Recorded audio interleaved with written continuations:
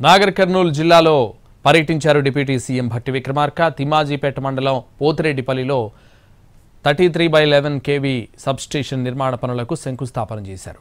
పాలమూరు జిల్లాను సస్యశ్యామలం చేయడమే తమ ప్రభుత్వ లక్ష్యమన్నారు.